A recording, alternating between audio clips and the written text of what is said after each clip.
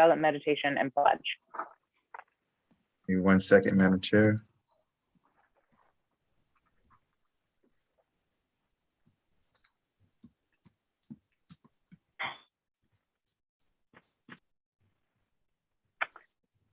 I pledge allegiance to the flag To the flag of the of the United United States States of of America, America, and and to the republic for for which it which stands, it stands, one nation, one nation, under God, under God, indivisible, indivisible, liberty, with liberty and justice for all.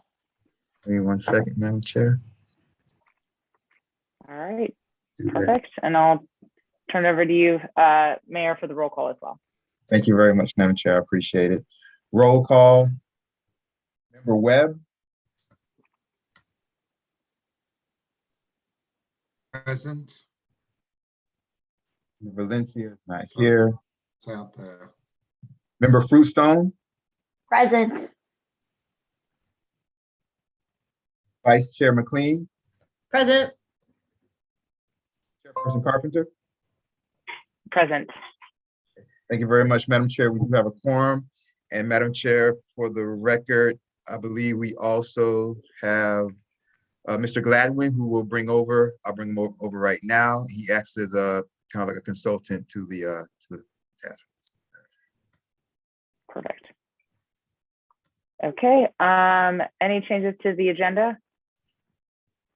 Yes, Madam Chair, I believe Vice Chair McLean had a change that she wanted to make to the agenda. There was something she wanted to add.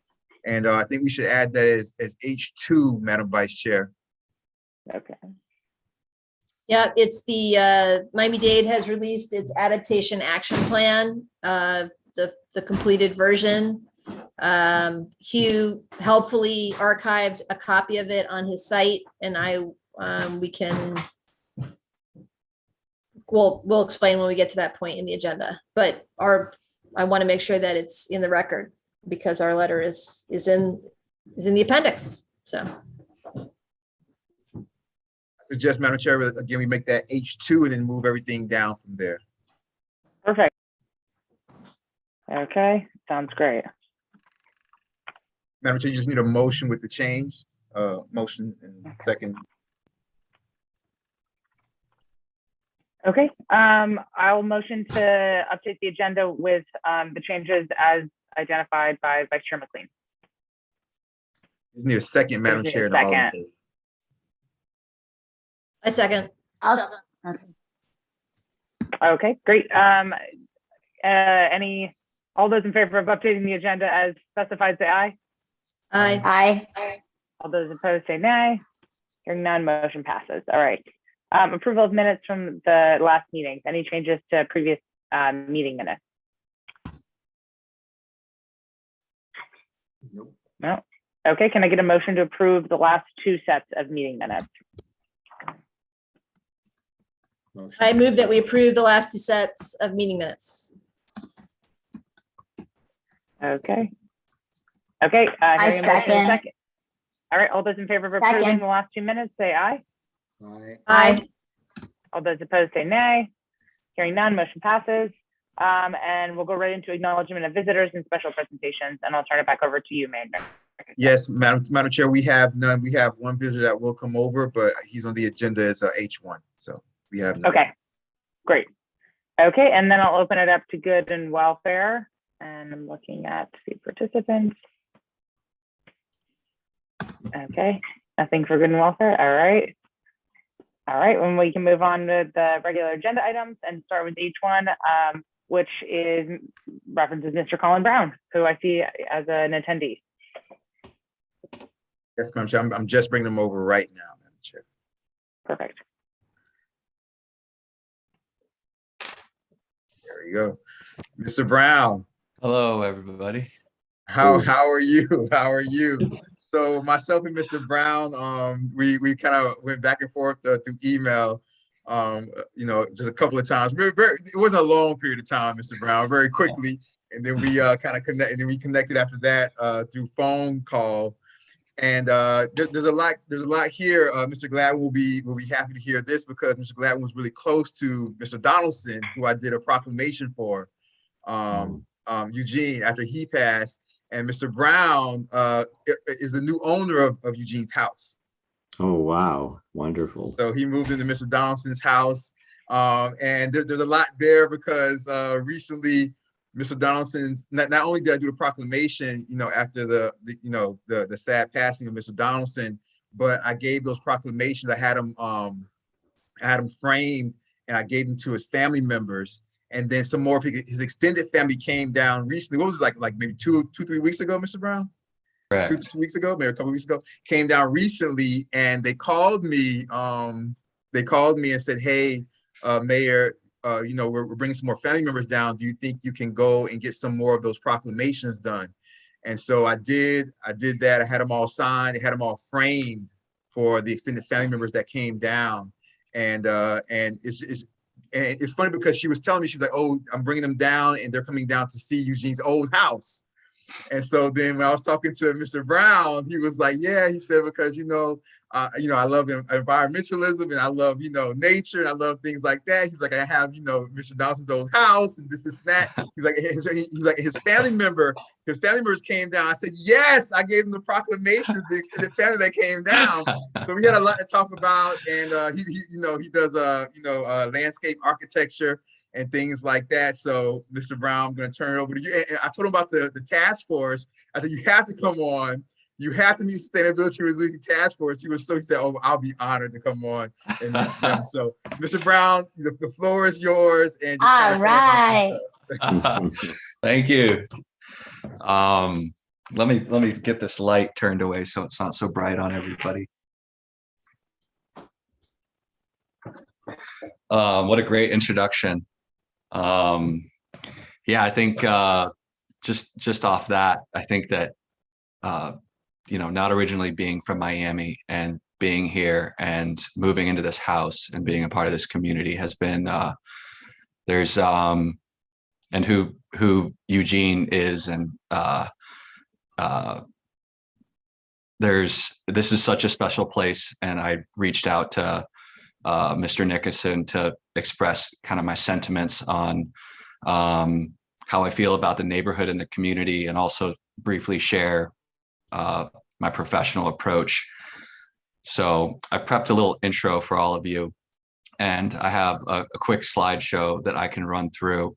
All of this is loose and relatively informal. I know that you have a lot of information to go through, but I hope to give you an idea of kind of the passion that I have for green infrastructure implementation, sustainable systems, native plant communities, and also just honoring our history through landscape design. So the landscape. Kyle, if you're going to bring, are you going to bring up, you want to share your screen, Mr. Brown? Yeah, I will. Kyle, if we can give him access so that he can share his screen, Mr. Brown, Kyle. We have this is the thing, Mr. Brown. We have a wonderful set of individuals over at a company called Full Moon, and they do all of our Zoom calls and things like, they take care of all of our technological things and stuff like that. So we have them. They're always they're like the guys in the sky. We can just ask out for whatever we want, and they'll deliver. So love that. Love that. We're all a big family here. So okay. Do you have access yet? I believe so. Let me.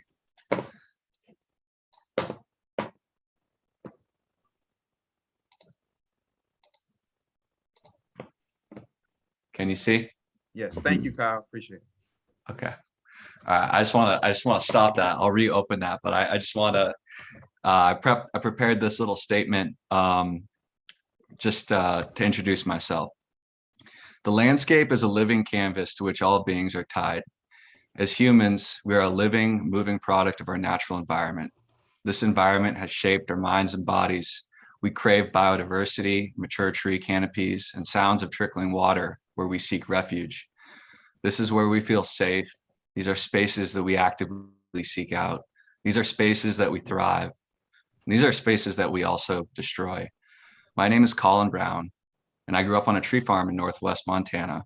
It was the Montana of my youth that led me to the field of landscape architecture, where I could pursue my horticultural and ecological interests.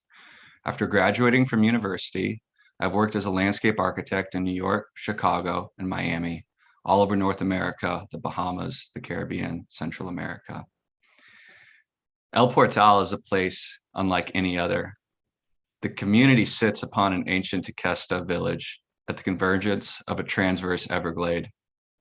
Those who have come before us have maintained the integrity of the land through the preservation of the Native American mound and sprawling live oaks.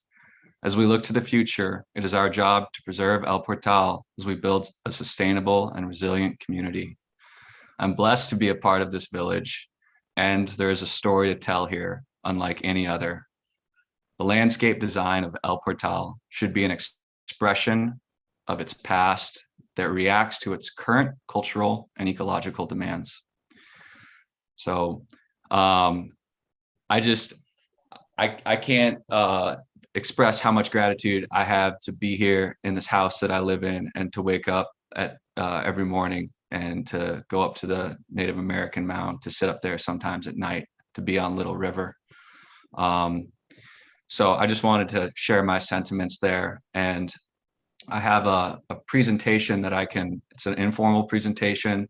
It shows some of the work that I've worked on in Miami, and talks about stormwater management and green infrastructure implementation. I think there's a huge opportunity to implement some of this in El Portal. And my conversation with Mayor Nickerson was delightful, and he's obviously doing a ton of work to get some funding and some grants.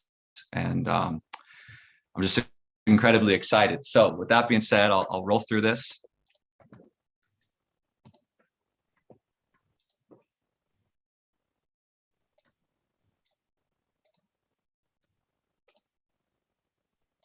Can everybody see my screen? Mm-hmm. Yeah. All right. So this is just a quick, I call it a design presentation, but it's really just an extension of my introduction and my opening statement.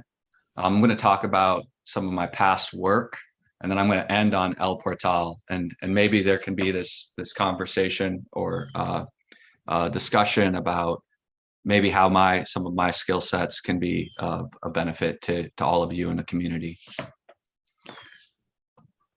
This is a project. I'm not sure if any of you are familiar with Ocean Terrace on North Beach, 73rd, 74th, and 75th Street. Yep. I'm not sure if you followed the development that's happening here. It's a 5-acre park. I was the lead landscape architect working on this development with Raymond Jungles.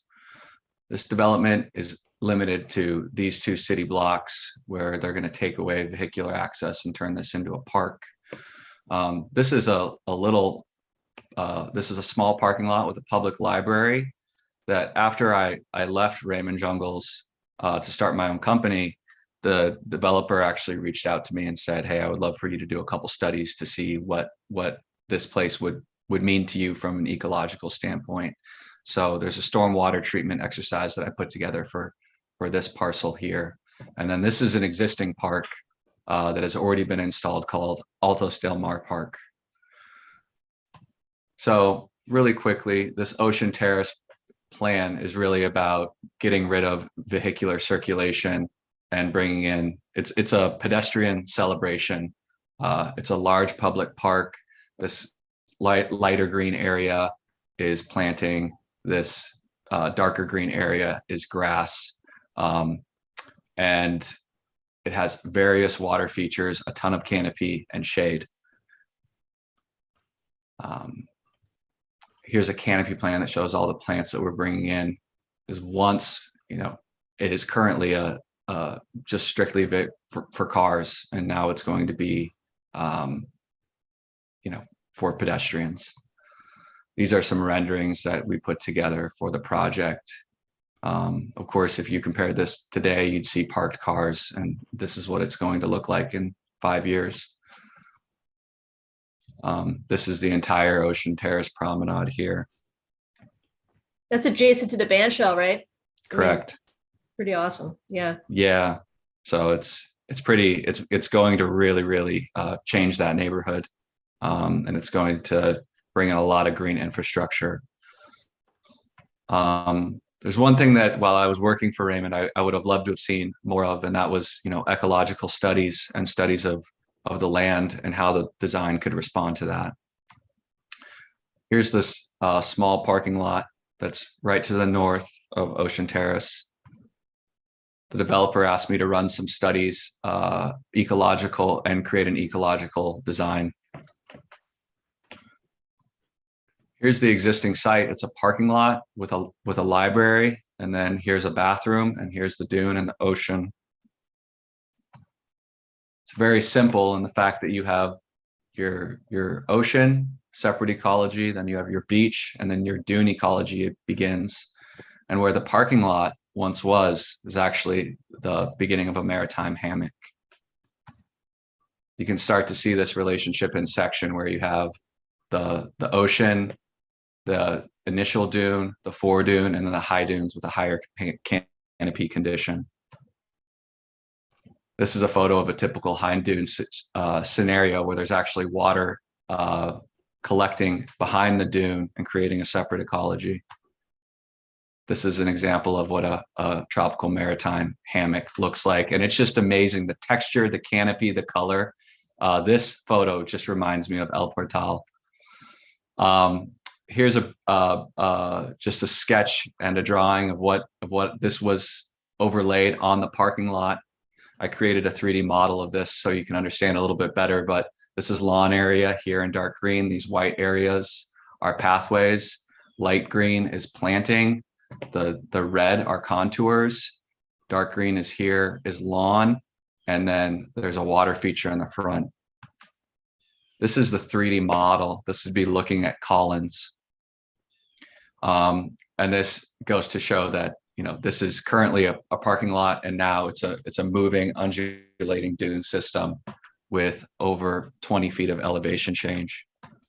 So I like to look at this and say it's beautiful and it's a sculptural piece of work. But what I really get excited about is what it does from an ecological standpoint and what it does in terms of resiliency. So this whole park has the ability to hold 1 inch of rainwater based off of this surrounding area. So this lower area here can actually hold 135,000 gallons of rainwater, which is actually the most polluted rainwater. That first 1 inch is the most polluted rainwater that goes into the ocean. So the idea with this park is that we're not only creating a human interface with nature, but we're creating a retention system that cleans the water before it goes in the ocean. This is what the site looks like after a 1 inch rainfall, inundated. And this is the site dry in the dry season. And this is what the site would look like inundated on many rainy seasons or many rainy days. And then this goes to show, what was once a parking lot becomes a very complex, diverse plant community and promotes biodiversity, which, as part of a resiliency committee, I'm sure that biodiversity is something that everybody's striving to build upon. This is a planting plan that I did over top of it. And then I just wanted to briefly talk about El Portal and just some of my thoughts as it relates to stormwater management, green infrastructure implementation, native plant communities, and ecological restoration. Here we are at the Native American mound here, and then Sherwood Forest Park. Mr. Nixon, we discussed that this received some funding and that this is going to be a venue.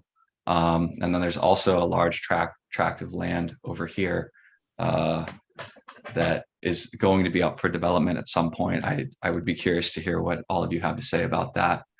I have a stack of papers from Eugene. I read them every night. It's like this thick. They're historical documents of El Portal, archaeological reports on the Native American mound, archaeological reports on this property. I've been in touch with Robert Carr, who was the lead archaeologist for Miami-Dade County. He discovered, he was in charge of the Miami Circle project in the early 2000s. He was also acquainted with Eugene. So there's a ton of historical information here in this house. And I thought that this 1924 aerial really goes to show why El Portal is so special. You know, this is the convergence of a transverse Everglade. Fresh water is really the narrative here. This is where the Native Americans came in and settled. And,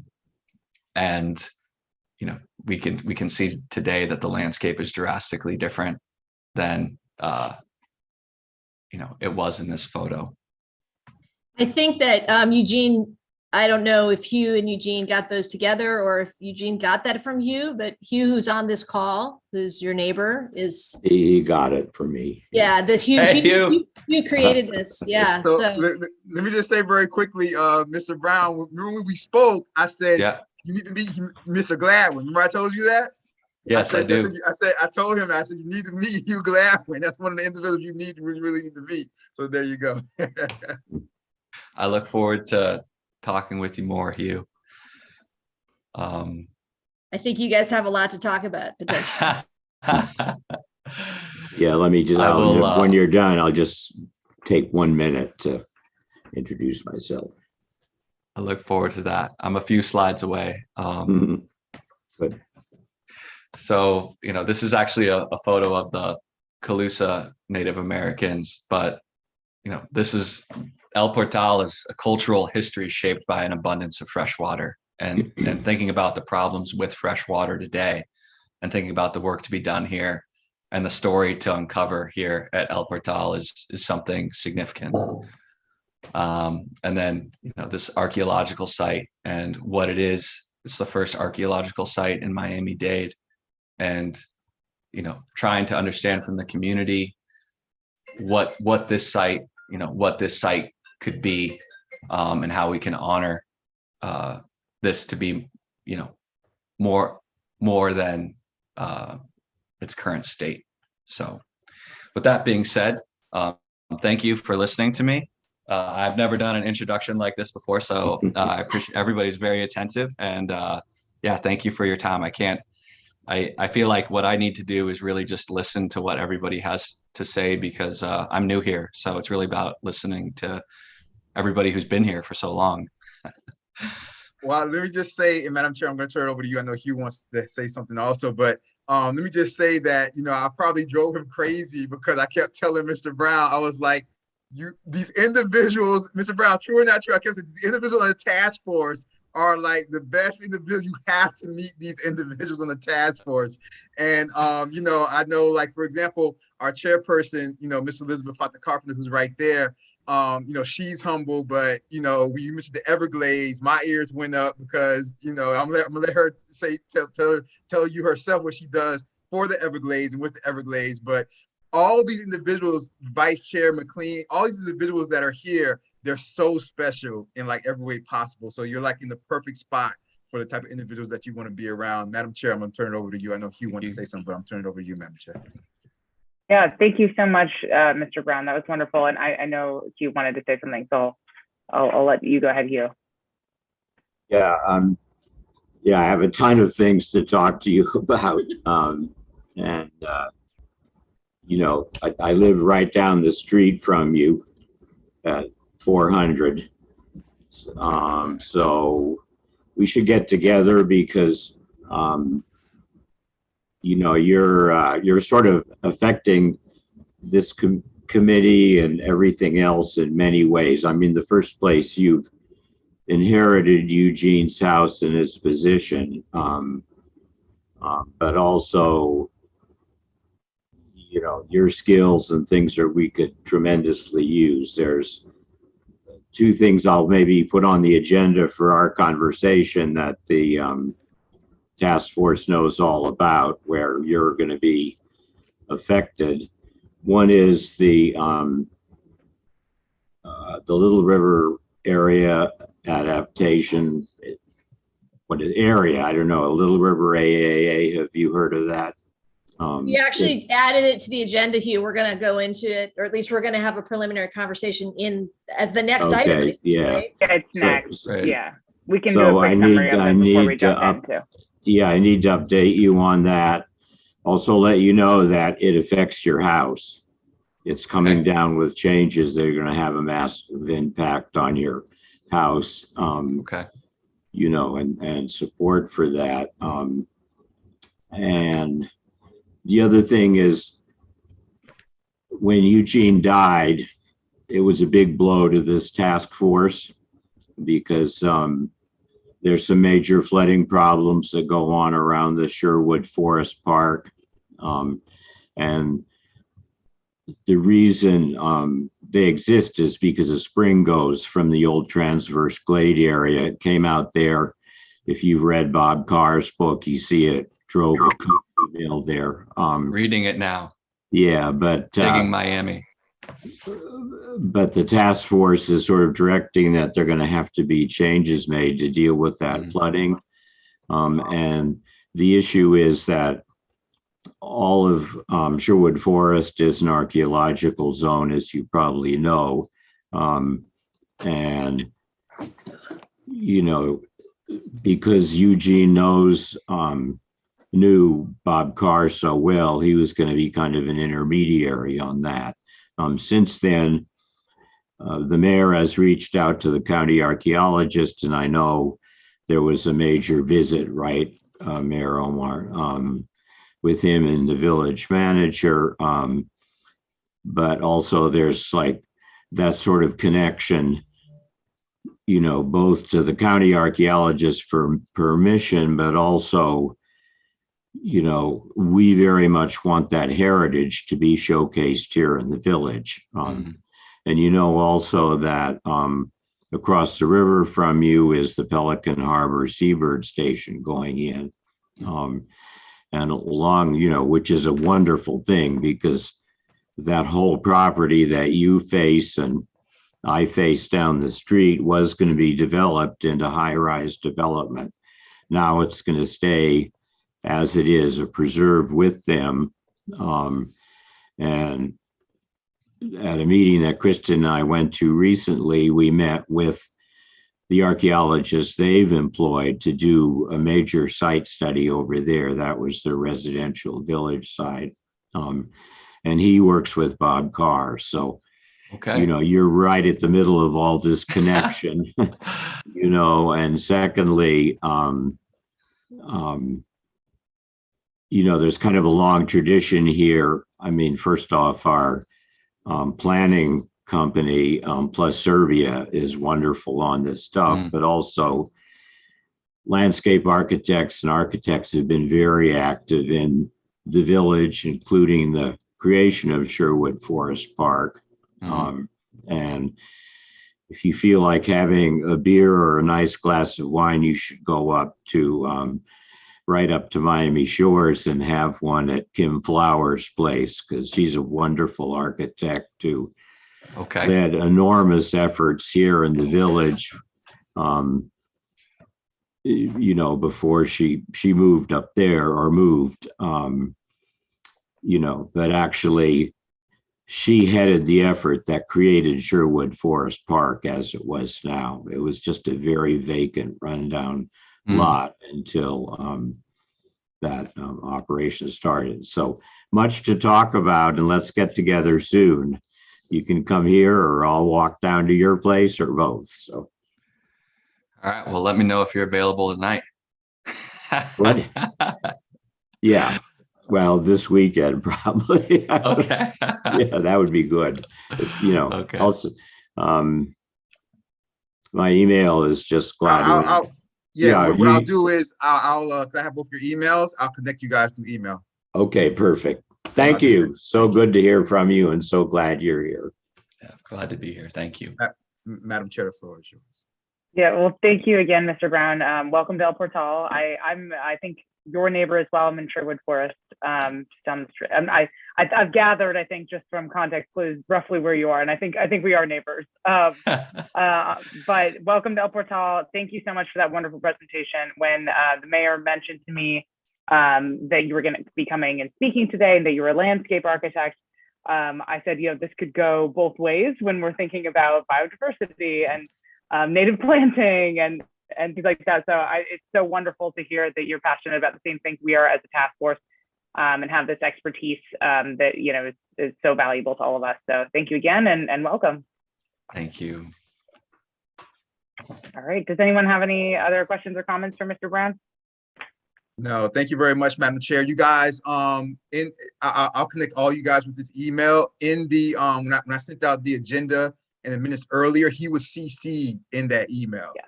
So his email is there if you guys want to see it, but I'll reconnect everybody through his email. All right. That'd be great. Thank you, Mayor. And just for purposes of background as well, Mr. Brown, I think if you go to the El Portal website under the sustainability tab, you can see a little bit of information about all the task force members, you know, to the extent that that's helpful on, you know, getting your footing in the village. Great. Thank you. Absolutely. Thank you. Still awaiting Mr. Webb's photo, Mr. Webb, and bio. but everybody Yeah, else -1. I look for it every week. So I know I should have sent you a reminder. I should have sent you a reminder email. My bad. I know I gotta send more than just a couple, 1 or 2. I got you, Mr. Webb. You're on deck. All right, thank you. We just you. want to Thank you so share with much the for that world. presentation, Colin. That was really, really interesting, and I'm glad we have, you know, you in our village, and it looks like you've done some interesting work.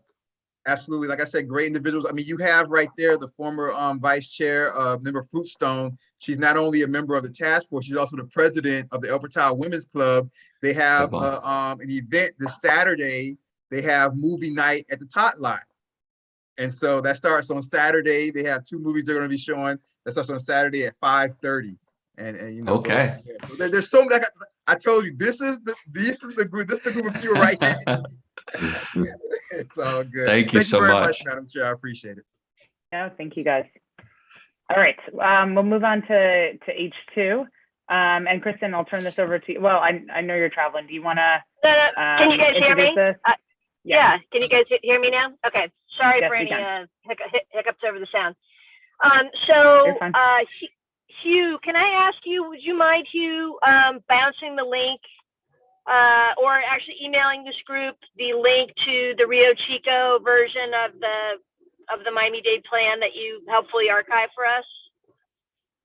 And Kristen, before you jump into, if you wouldn't mind doing like a 1-paragraph summary of what the adaptation action area is too.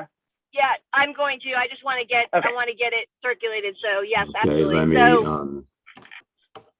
so by way of background and for the public, for the record here, Miami-Dade, the county, has been working for about a year on what is called the Little River Adaptation Action Plan. And basically it was a process whereby the county designated the area of the Little River from 95 east to the Bay as being an area of particular need and interest, and also as a bit of a proving ground for adaptation and resilience efforts. And so they set out to study and to do a series of community meetings with the goal of generating a set of recommendations and a plan for managing the C7 Little River for the future resilience of the city. And so there was a series of community meetings, and it's very well documented. So I'm not going to go deeply into it here because anyone who's interested, there's plenty of stuff online. But at our last meeting, we generated a letter of response to the county on their draft, and then they generated the final version, and our letter is in the appendix. Wait, our letter, Kristen, our letter last week or last meeting to the South Florida Water Management District? But that was on it's the letter that the village. Yeah, okay, that was like end of last year. Okay. Sorry, I'm conflating. No, you're correct. So the first one that we wrote, is in that is an appendix in this document, and the document is pretty lengthy and very large. So that's part of why Hugh has helpfully archived it for us. But I think it's actually a really great document in many respects. And so what I wanted to do is introduce it to the agenda today and circulate it and make it part of the record so that people can have a chance to actually look at it. And then I want to propose that we add a new agenda item to our meeting for next time to actually discuss it. Not that I think we have particular action points that we need right now to address. It's more that I just want the committee to have a chance to really digest it and see what they're saying. And I know that Hugh has some particular things that he wants to talk about related to it that touch on things that the village already has in motion, like septic sewer, the working relationship between the county and the city and the South Florida Water Management District and all of that stuff. So that's the gist of it. I want to put it in the record. I want to circulate it. I would like for all of us to really look at it and digest it, and then for us to talk about it next time, if that is okay with the committee. I think that's great, Kristen. I sent the link, Madam Chair. Hugh, I don't know if I sent a link that says that right now it said, Hugh, this might be the link you're looking for. Is that the correct link? I just emailed you and the task force. Okay. An email with the link. Okay.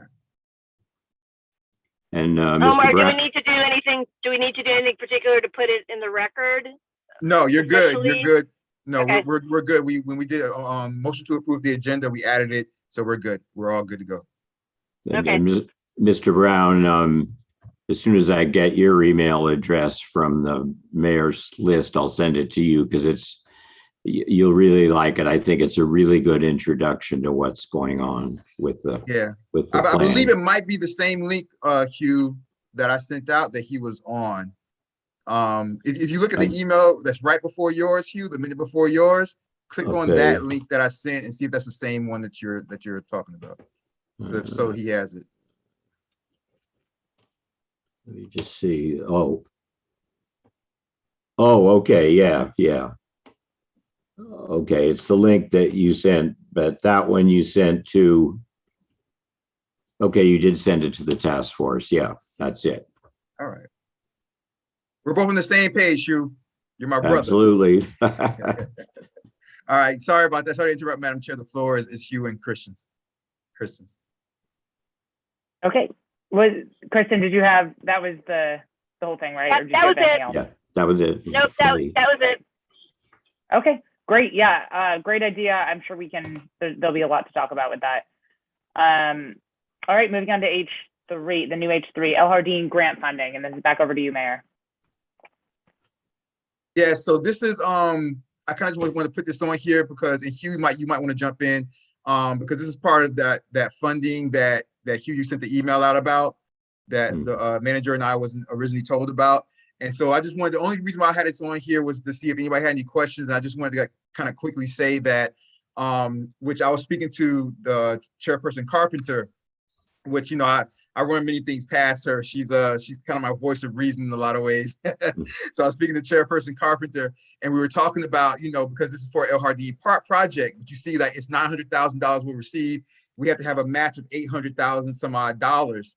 And so her and I were speaking, and I was telling her that with myself and the manager, what we're trying to do is we're trying to link that funding with the current El Jardín project construction that we just got finished doing, because we just spent $550,000.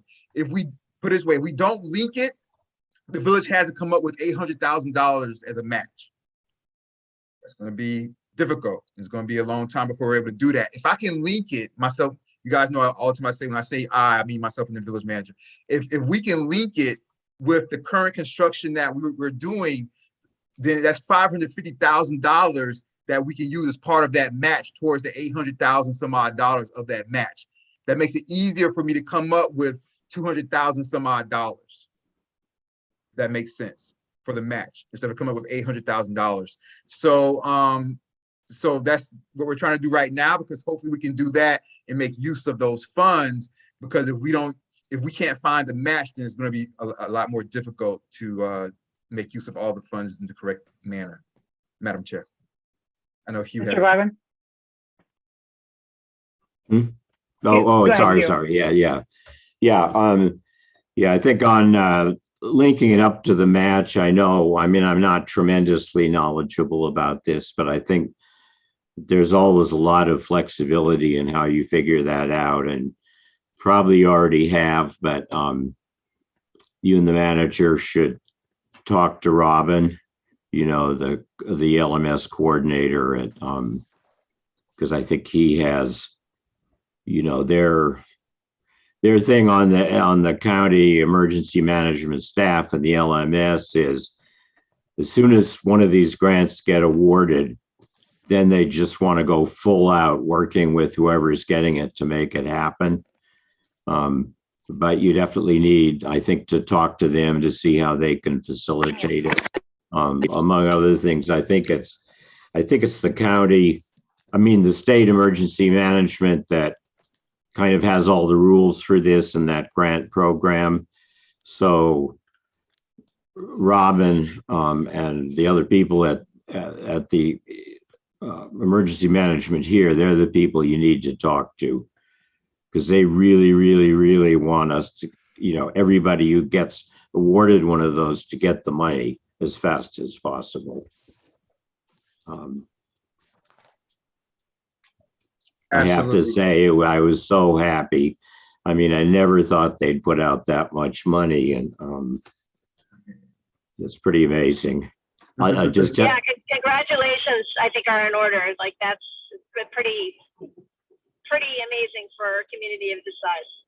Yeah. Well, I mean, that's all, you know, I really have to thank you all, because, you know, that comes to the LMS. I mean, the LMS is a major part of all of that. So, and you know, you guys have done so much work with that, you know, Kristen and Hugh. So the stars are aligning. Yeah. Now, you know, Kristen and Adam and I were talking about this, and Adam said we really made the good point. We really need to have a strategy for the LMS. We need to have projects on the list.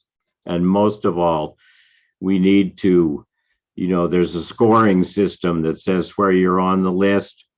And we're good on many aspects of it, but where we're weak is where it says how many people benefit from this project. And so far, like, all we can do is list the people in El Portal that are benefiting. But the fact of the matter is that all this flood control in the village, if it doesn't happen, the entire C7 canal thing won't happen. They have to fix the flooding here. So, you know, we really have to reach out to Merle, to the county, to make sure that we can say, not only does this benefit El Portal, but it also benefits the entire county. I mean, that's the thing, when you read the LRAA plan, you can see the county is pouring money into the unincorporated areas around us in Larchmont, with sewers, with flood, with pumps, you know. But we're even more crucial than they are. We have far more people in this critical flood area where the old transverse glade used to be. You know, so they really have to make sure that in everything that happens, we can show that the entire C7 basin benefits from us. I'm going to be saying. No, sorry. Go ahead, Madam Vice Chair. Well, Hugh just said what I just want to reinforce the idea that we want to be able to count the head count of everyone in the basin in our numbers when we propose these projects because of impacts way beyond the borders of the village. And Mayor Omar, I think you're the one that has to make that case. You know, when you meet with the when you meet with the, you know, the folks at the county, when you have lunch with the mayor, you know, if you could press that point, it's really important. Will do, and I'm going to set up a meeting, Hugh, with you and I and the village manager Robert Wando soon, so you'll be getting that email. Perfect, so we can do that. Also, when we went to Tallahassee, I'm not going to, you know, it's already for something, but when we went to Tallahassee, Chairperson Carpenter prior to us going, she wrote like a part of like, you know, we did use her words as part of our strategy, which is like she was tying in all the Biscayne Bay in a larger area to the waterways of El Portal. When we went to Tallahassee, we did use her talking points to draw in the entirety of what the situation of El Portal and like all the areas that it affects, not just El Portal. So we did do that on the state level all those days we were in Tallahassee. But Great. definitely we do that on the county level, and I'm going to be setting up a meeting, Hugh, like I said, with you and I, Mr. Ruano, and maybe even Chairperson Carpenter if she's available, and the village manager. So soon you guys will be getting that email probably tomorrow to try to figure out what dates work best for all of us. Madam Chair, that's it for me. Great. So it's slightly off topic, but I had a question for Hugh actually, or for you, Mayor Nickerson, if you know. But under in looking at the AAA plan, I also saw that under the Resilient Florida Grant Program, Miami-Dade County got $78 million for a bunch of different projects, and one of them was listed. I'm quoting, "Improve canal along the Little River." And I saw that in a couple places with this grant program. I wondered if either of you knew anything about that. So I know that, all right, if you guys remember when we had a meeting a couple meetings ago, and I think I was talking about the frustration that Manager Lou and I were having because the county was asking us what we're going to do about our flooding and our septic to sewer situations. And we were telling them, you guys were the ones that were having all these meetings. Why are you asking us what we're going to do about it? And so when we got together, one of the things that they said they were going to put out was they were going to put out their own. So what we kind of decided is that we'll put out the same type of ask that they put out to see kind of which one goes through, or if both go through, or if none go through. So I saw that also, and myself and the village manager, we have a meeting coming up with Katie Hagman to speak about that, because I think that's one of the asks that we kind of piggyback each other on. Okay. Did El Portal get any That's a direct meeting I funding would from love that? to be at, Mayor Nickerson, if I No could. problem. Go ahead, Madam Chair.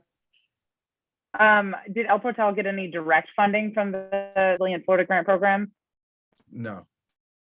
Okay. So if I could just. I remember you were that conversation where you were piggybacking, so I was just curious.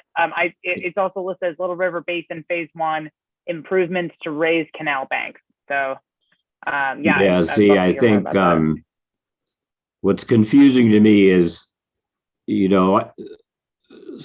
everything kind of goes through the LMS. So some of those grants go through and some grants don't, but I think a bunch went through because, I'm on the steering committee. So the steering committee of the LMS has to meet and approve, all the lists and everything.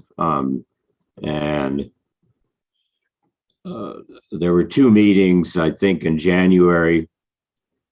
The first meeting, I think I might have caused a little havoc, because what happened was a bunch of those things came on to the LMS list. They suddenly popped on, competing with everything else. But the problem was they were not submitted by Miami-Dade County. They were submitted by the South Florida Water Management District. So I argued, and then the board voted unanimously that they had to be withdrawn, because the LMS is only set up for Miami-Dade County projects. In other words, we said those projects should have been submitted by the LRAA itself, because the LRAA is part of Miami-Dade County. So that happened. So that may be where it came through. I mean, the second thing is, the county agencies have a ton of projects there. So I don't know, but I suspect once they get sort of fixed up, they'll appear there too. Gotcha. All right. Thanks, guys. I thought I would just see if anyone. It was like fine print in in the middle of a long email that I saw it in. Thank you, Madam Chair. No, the only ask we have out, Madam Chair, that are left, we have, as far as pure funding, We have on the state and national and federal level, we have a lot of different asks for water projects, flooding, some of the sewer and things like that. We have 3 of those asks on the state level, 3 of those asks on the federal level, and then we have a whole bunch of grants that we applied for. Okay.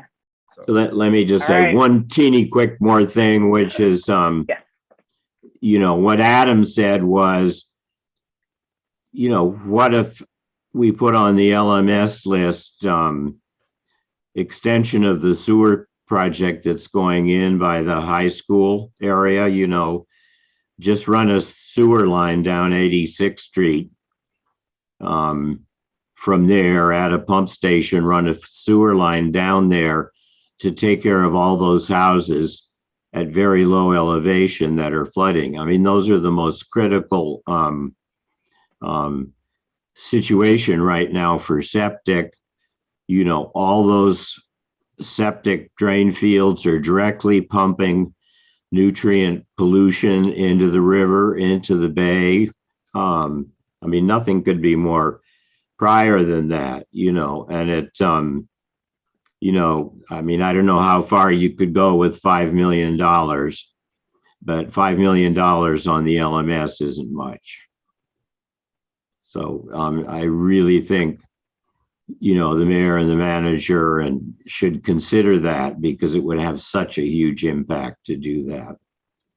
Well, and given how long it takes to get these projects, you know, I mean, the urgency is high now, and you know, I know that the area of 86th Street, I think, was considered to be 3rd in line in terms of the phases for the septic to sewer, but it seems to me more acute given all of the focus and energy on the river.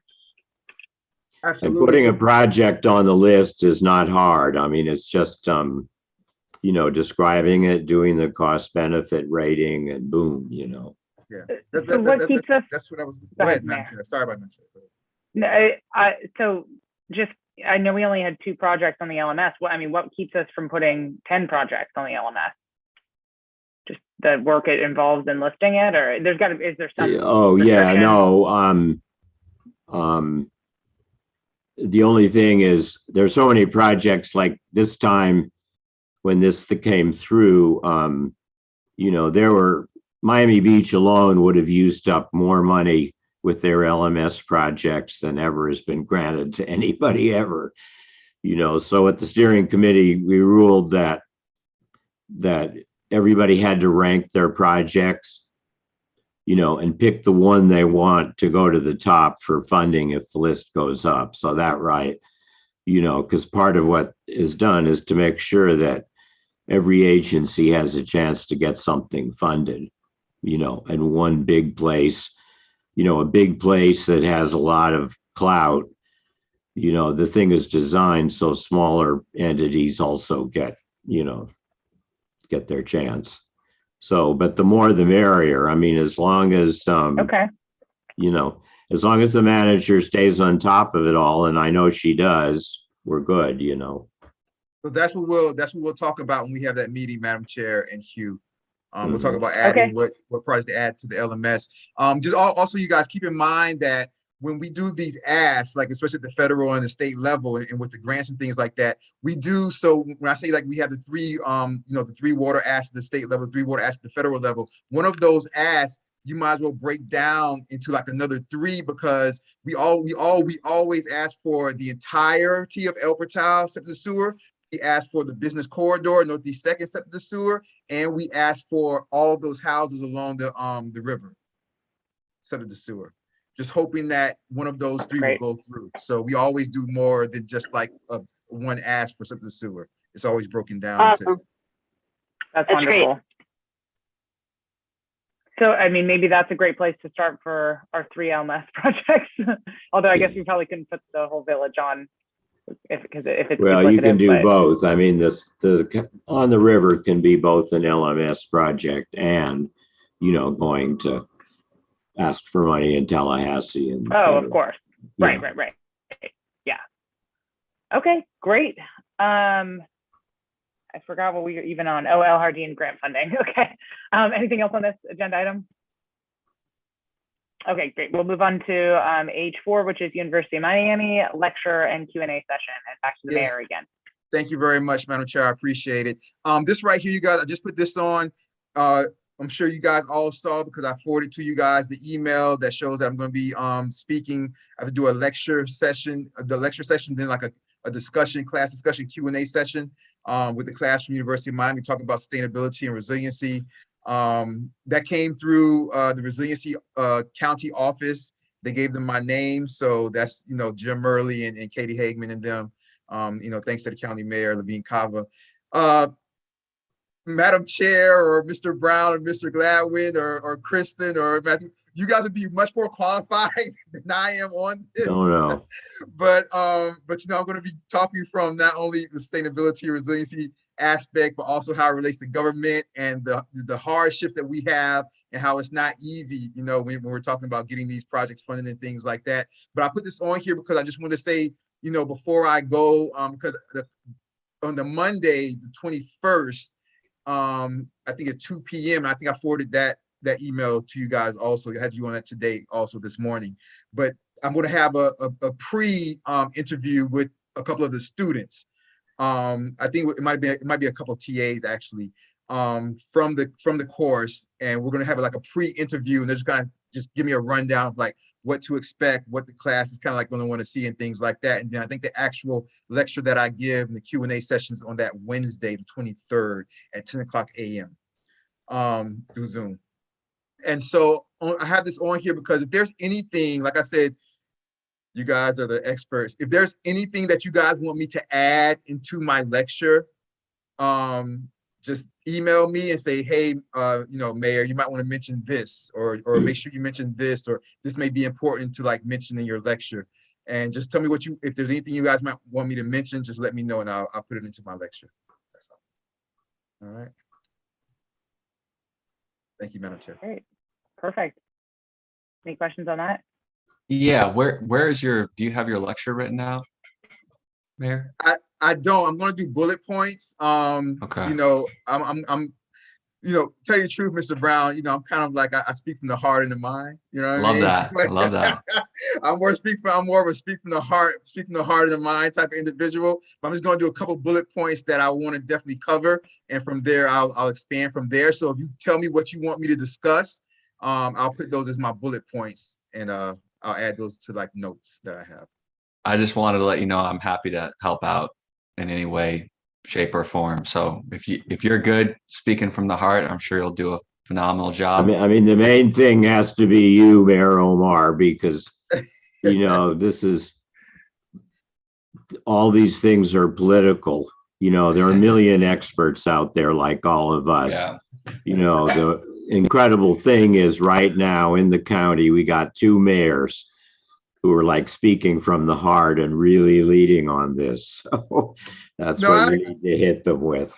I appreciate that, Hugh, and I always speak from the heart. So, but I appreciate that. But if there's anything, because you guys might, since you guys are the experts, you guys might have things in your mind like, Mayor, just like it would be important if you speak about this that I just might not be thinking about. That's all. If anything comes to mind, just let me know. Okay. All right. Thank you, Madam Chair. Great. There. Moving on to H5, the Little River cleanup. How can the task force help? Yes, Madam Chair. So I put this on here because I know that the Little River cleanup, Vice Chair McLean is coming up, and Hugh, Mr. Gladwin. I don't know exactly if you guys have the exact date yet or not. We do. Okay. We do. Yeah. Yep. Supposed to be Saturday, April 2nd.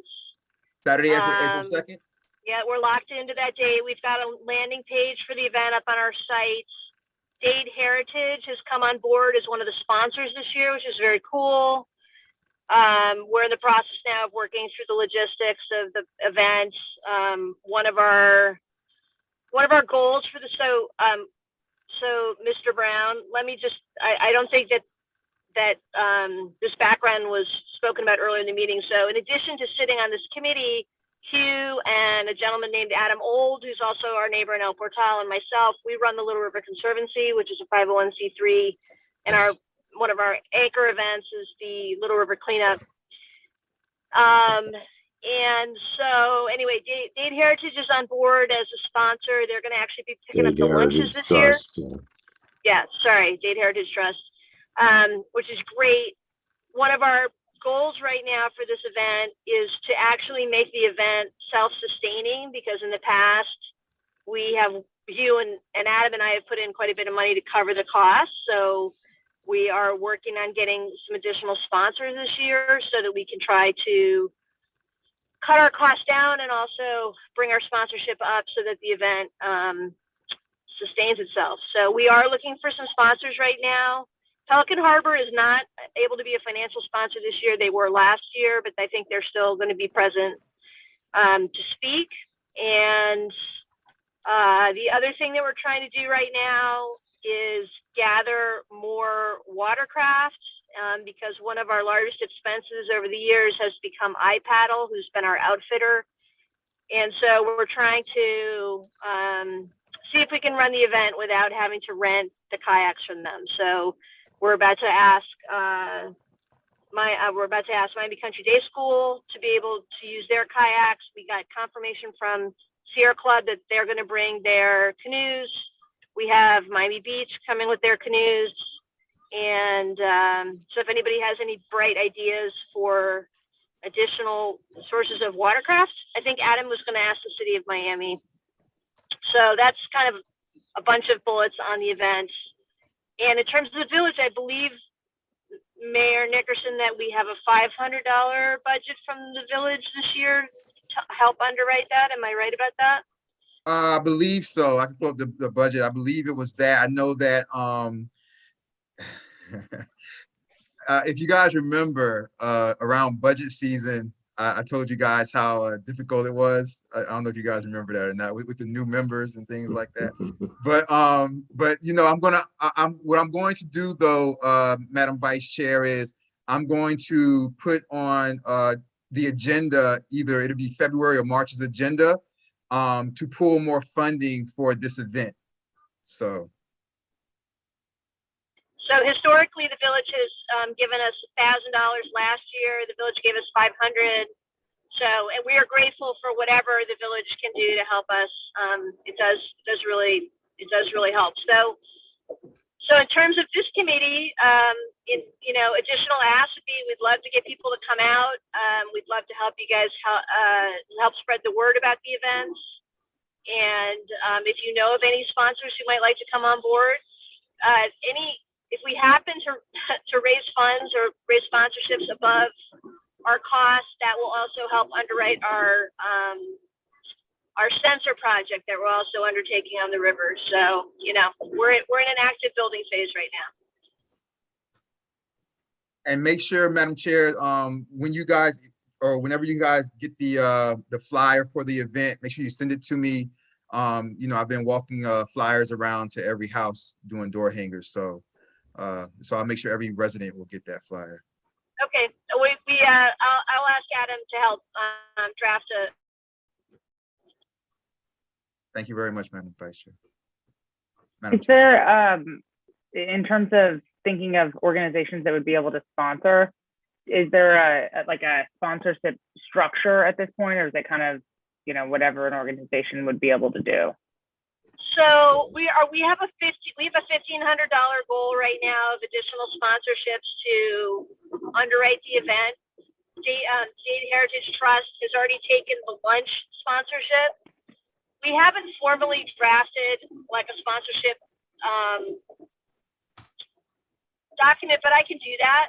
So we can name a couple of additional sponsorships, and we definitely have, speaking slots, and people can bring tables, and there's definitely benefits to it. So I can do that. Okay. Madam Chair, you know what would be really cool, Madam Chair? Madam Chair, if I may. Please. It'd be really cool, I think, Madam Vice Chair, you know how individuals, they do the sponsor sheets, and they have it, usually for like galas and things like that. It would be really cool, if you guys can do a sponsor sheet, but use, the colors of the, waterway, maybe blue and green sponsor, blue sponsor, and something like that, or name the sponsorships after, I don't know, trees or plants or things like that. That would be really Manatees. cool. Yeah, man. We can tell a good story. Yes. Yes, Yeah, things like that. And of course, and part of why we picked this date is the manatees will hopefully still be in the river at the basin or at the dam at that time, which is always a big draw, you know? So, yeah, so, yeah, go ahead. I just wanted to ask, have you approached any of the local businesses, and is there you know, the ability for them to advertise as sponsors for this event? Yeah, so I've spoken to Harry's in past years. I've reached out to them to ask them again. So Harry's Fishing Supply is always a very obvious target for us on the other side of the highway. In that nursery where the football Plant the sandwich Future shop used to be. Plant the Future. They were going to come on as a sponsor, and then COVID hit, and they have not. They were in attendance last year, but they didn't give monetary sponsorship. So I do have them on my list to ask again. And we do. I should mention, just for the record, that we have many agency sponsors of this event. So South Florida Water Management, City of Miami, City of Miami Beach, Sierra Club, Village of El Portal, Pelican Harbor. So, I'm sorry, El Portal Women's Club. Was that what you just said, Maribel? Yep. Yes, giving you money. We could probably be a sponsor again. Yep. So. But we're always open to ideas if anybody has a particularly good suggestion. So. I may send you some information, Kristen. Okay, that'd be great. Yeah, I just in thinking of other sponsorships, I wonder if there was any additional advertising you all could offer to entice more funding. Yeah, I mean, I've tried in the past also to get some of the development groups along the south part of the river, but because the cleanup happens above the dam, we haven't been super successful. However, we have also floated the idea. So the Baynanza, which is a big cleanup event, is happening later in April. And Adam floated the idea of possibly working with Shorecrest to do a below the dam cleanup as part of Baynanza. So, you know, that would be that would be an opportunity also to maybe leverage a little additional sponsorship. Part of the goal of the Conservancy this year is to start to institutionalize the organization a little bit more, not necessarily around the cleanup, which has always been a community event, but because we are starting to actively work on getting sensors in the water, and that is turning out to be a little more expensive than to get the right sensors. And I think maybe we can add the sensor project to a future meeting, and Hugh can talk a little bit more about what we're trying to do. But we are in a building phase right now around the sensors. So yeah, I'm happy to help out with any graphics you need. You said you might want to put something together, so please. Yeah, that'd be great. That'd be great, Matthew. All right. Great. That was H5. We'll move on to H6, which is the next task force meeting, currently scheduled for March 2nd. Does that work with everyone? 4 p.m. Yep. Yes. Matthew? I'm going to say yes. I've got a chat. Okay. And we have member Valencia on as well. Does that work with you? Oh my guys, I always say that I can, and I just get caught up in like meetings or stuff. So I'm sorry I joined super late today, but I would say yes. Okay. All right. You guys, Madam Chair, if I may, Madam Chair, please. If you guys want to look at your schedules later, if later on you see you can't make it, just email me and let me know if you can't make it. That way I'll know if we have a quorum or not, because if we don't have a quorum, then we'll just have to choose another date. So we know. So, thank you, Madam Chair. Sorry to interrupt. No, that's okay. Great. So that was all the regular agenda items. We'll move on to unfinished business and general orders. I know we're going to have a big discussion next week or next meeting about the AAA plan. But we don't have to discuss right now, but I think it is unfinished business, is our carbon neutrality of the village, because in our creation document, one of our goals is to reach carbon neutrality, I think by very soon, a year. We've been doing all these great things on water quality and stormwater and resiliency and native planting and fertilizer and all super important stuff, but I don't want to also lose sight of our carbon neutrality goals. And I know Hugh mentioned a concept that I had not heard of with the large community energy creation. And I just want to bring that up again for us maybe to be thinking about and to put on one of our upcoming agendas. I was thinking of it really in the sense of solar, and I know that that's a really complicated regulatory scheme from the state and FPL, but I think it's something really important for us to talk about in the future. Simply, it's unfinished business. And then the other piece of unfinished business that we talked about a little bit last time was the green buildings as well, and whether there's something we could do for new construction and anytime something is retrofitted, maybe thinking about that, especially as it applies to some of the commercial buildings that we have coming into El Portal in the near future. So I thought I would just flag that for maybe for us to think about first in future conversations. So what I'll do is, because for that, the manager and I spoke to Proservia about that.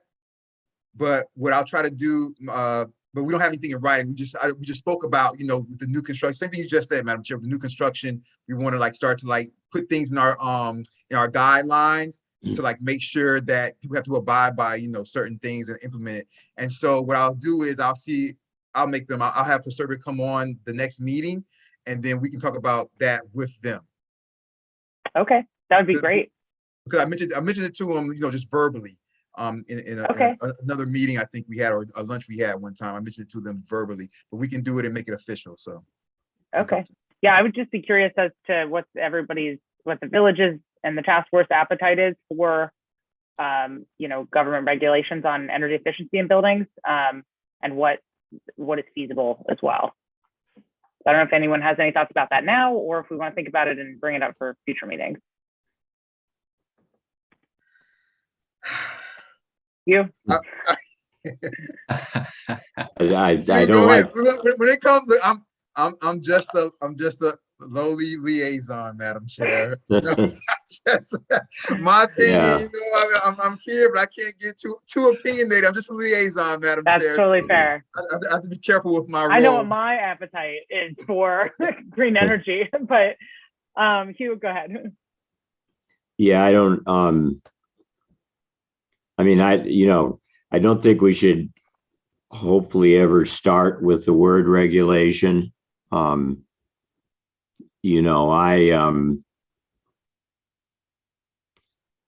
try to find a way to share it with you, but I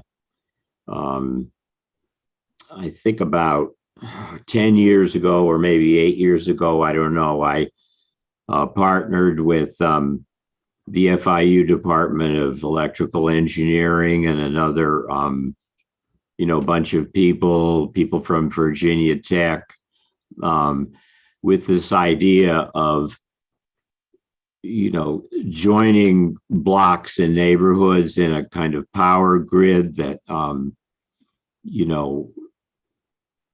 would also incorporate green buildings and such like that, but also would incorporate solar panels on houses.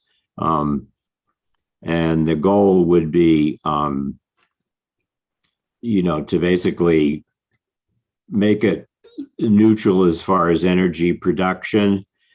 But the FIU idea, which they were going to simulate in a system, would actually enable, say, a block in El Portal to disconnect from the power grid or keep going at a lower level of power consumption if the power in the area goes out in a hurricane.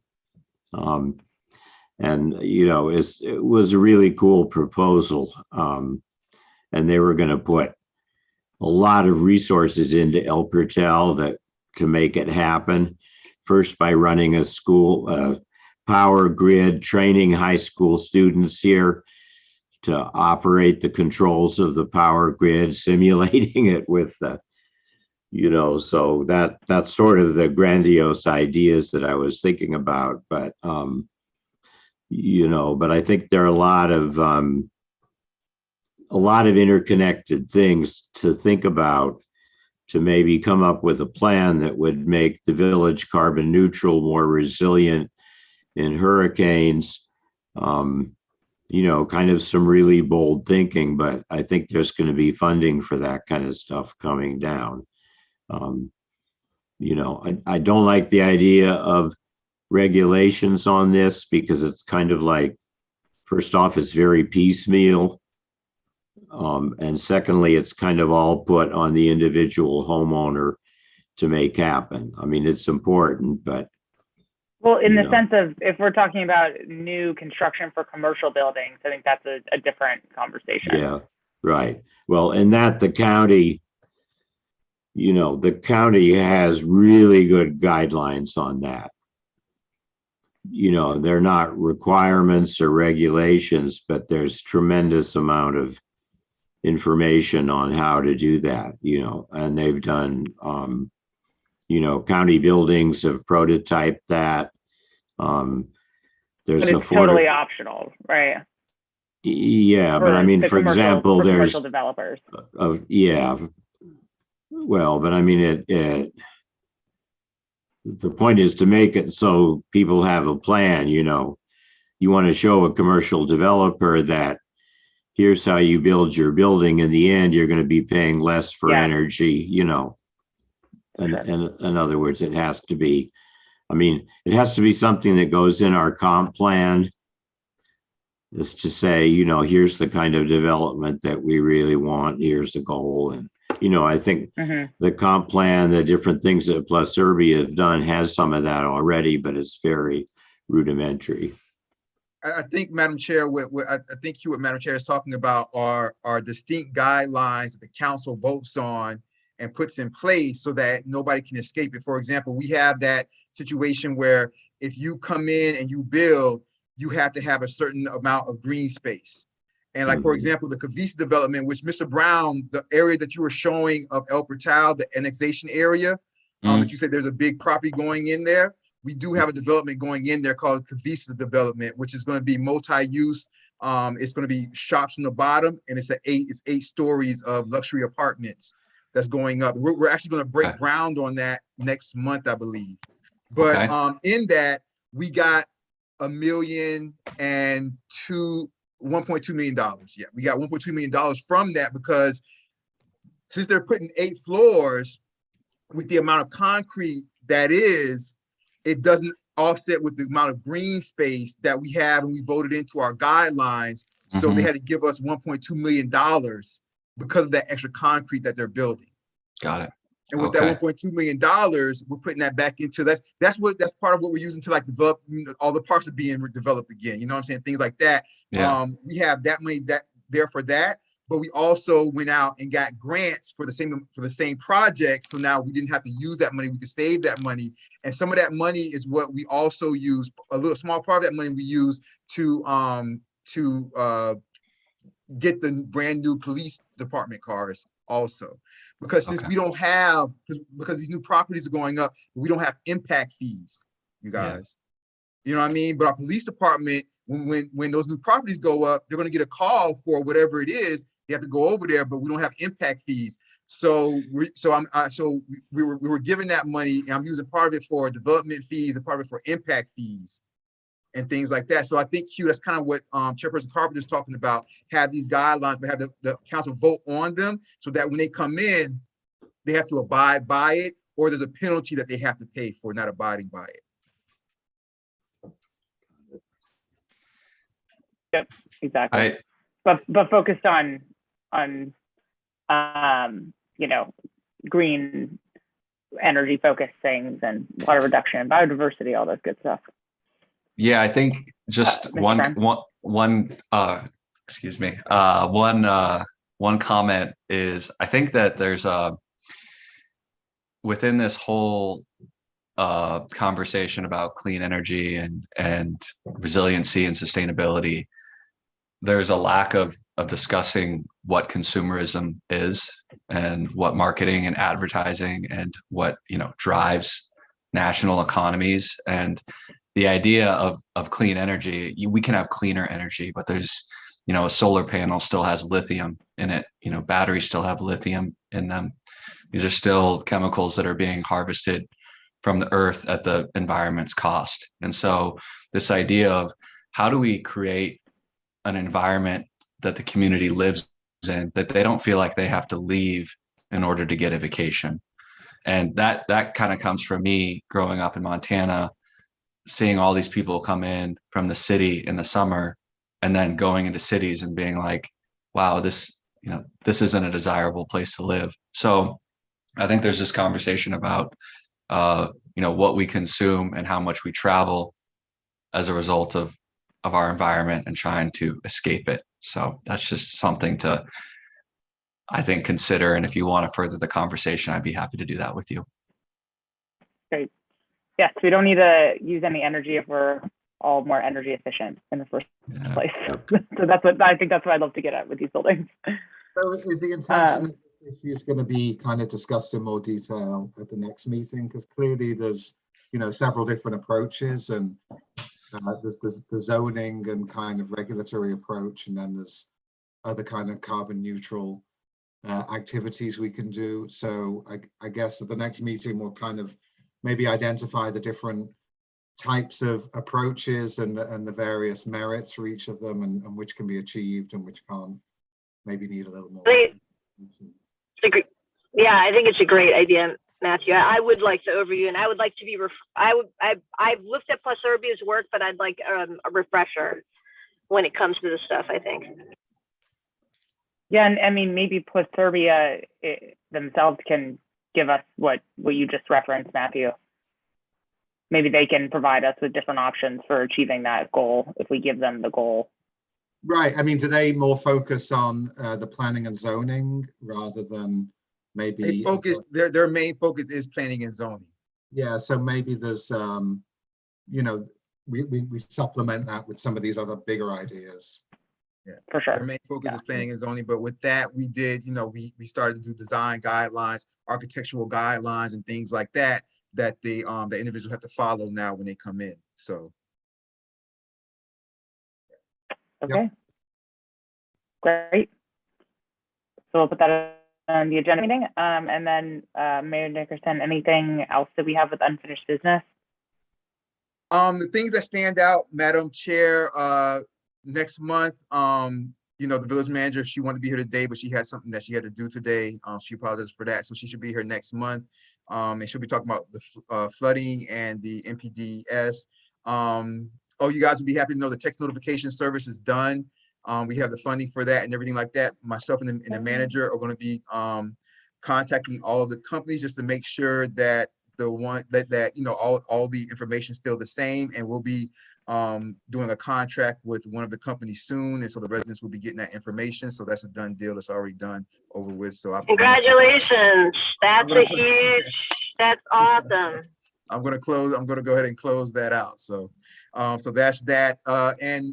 Madam Chair, you and I will be discussing the fertilizer ordinance, and we'll be talking with Attorney Geller about that. Okay. All right. Besides that, Madam Great. Chair, I'm not sure if we did. Did we go through new business already? No. Or is that, okay. That's next. Does anyone else have any unfinished business before we move on to Nope. new business? No. Okay. Mayor Nickerson, new business? Only thing that I want to say, I just kind of want to throw this out there. I haven't even mentioned this to him because I was thinking about it. It didn't pop into my mind until like halfway through this meeting. But you guys know, just something you guys might want to just keep in mind. Remember, you all, you have the option, if you ever want to vote in non-voting members. I don't know if Mr. Brown would want to be a non-voting member. Like I said, I've never even mentioned this to him, so this is the first time he's hearing about this.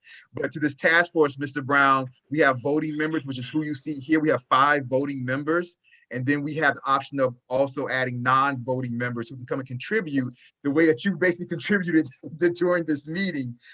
So if you think this is something that you have time for, we meet once a month. It's usually the first Wednesday. I was in Tallahassee last week, so that's why it's the second Wednesday of the month this time, but it's usually the first Wednesday of the month. If you feel like you have time from 4 to 5:30, the first Wednesday of the month, just let me know. Send me an email, let me know offline. Task force members, if you feel like this is something you may want to vote for, just let me know. Either give me a call or just send me a text that you want me to add this to the next agenda. And I will add, if you guys want to, I will add, Mr. Brown as the non-voting member discussion or whatever you want me to the next agenda. It's up to you guys. Just remember that he would be covered by sunshine. He would, and- yes. Which means that from then on, he couldn't work with anyone on the task force. On Yeah, so anything. Even as a non-voting member? Yep. Yes, even as a non-voting Yeah, member, they're covered by okay. sunshine. That's why Hugh is a community advisor and not a non-voting member. Yeah. Exactly. That's why Hugh is not an official non-voting member, because Hugh can send things to myself or Chairperson Carpenter or Christian and things like that, because he's non-voting, so he's not covered by sunshine. But if you become a distinct official member of the task force, you're covered by sunshine, which means you can basically only talk to me Yeah. or Hugh. And I I couldn't know it's work. much, I wouldn't be able to work with Mr. Brown. I Christian, for understand. Much less example. attractive. It's just all me and Hugh. That's it. Those would be your only options if you become a member. But anyway, that's just something to think about. Like I said, Mr. Brown, if you feel like you would be interested in that, just contact me, shoot me an email. And if you guys, anybody from the task force, if you guys feel like you want me to put that on the agenda, just shoot me an email. I'll put it on the next agenda. But definitely keep in mind, if you feel like he may be more valuable not being a part of the task force, then you guys can let me know that also. All right. Thank you, Madam Chair. All right, any other new business? No, okay. That concludes, well, I'm sorry, good and welfare. Open it up. So Mr. Brown, this would be the, seeing if we have anyone else on. This would be the point in the meeting that we open it up to members of the public to discuss not just what's in the agenda, but anything, I believe. That's how it is in the village council meetings, at least. Absolutely. The first good and welfare Okay. is always to discuss things that are on the agenda. The second good and welfare, you can come on and talk about Big Bird and Grover and Barney and how you love them if you want to. And we have to sit here and But listen. only for 3 minutes. Only for 3 minutes. You There's can no sing the limit. songs. It's You only 3 can minutes. sing Sesame Street song for 3 minutes, and we can't stop you. We have to sit here and listen for 3 minutes. There you go. No, I appreciate that. I appreciate all your time today. Thank you. And I look forward to figuring out a way to be a part and help move things forward for the better of the community, whether that's with the task force or outside. So I look forward to hearing all your feedback on that and kind of what the best place for me to be with my interests and skill set is for you all. Great. And- All right. And Madam Thank you, Chair, Mr. Brown. Yeah. and Madam Chair, maybe we can talk offline, but because Madam Chair, you like I always say, you always give me such great advice. And Madam Chair, you would really know the feel of sunshine, and because we don't want to get into a habit to where we have 8 consultants, because we don't want anybody to be part of sunshine, and we're kind of like getting around sunshine by having 7 to 8 consultants or whatever. So at one point,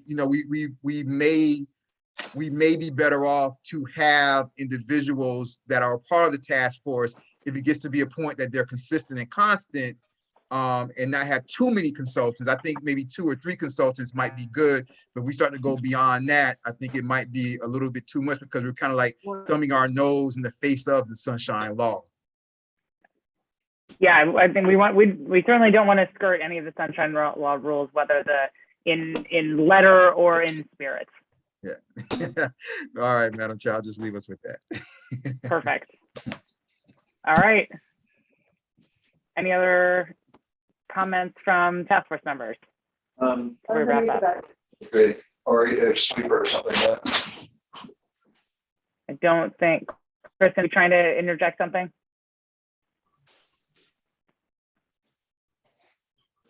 I don't think so. Okay. Can I get a motion to adjourn? Out of the rush. Unless I hear something from Kristen. I motion to adjourn. Okay, great. Thanks, Maribel. Can I get a second? Second motion to adjourn. Thank you, Matthew. All those in favor of adjourning, say aye. Aye. Aye. All those opposed, say nay. Hearing none, task force meeting's adjourned at 5:32 p.m. Thank you very much, Good. everybody. I Thanks, guys. appreciate it. You guys take care. Have a wonderful evening. Have a wonderful week, wonderful weekend. I'll be in touch and just shoot me those emails. Thank you, Kyle and Full Moon, you guys behind the scenes, and thank you, everybody. I really appreciate all of Thank you. you. Take care. Thank you. Thank you, everybody.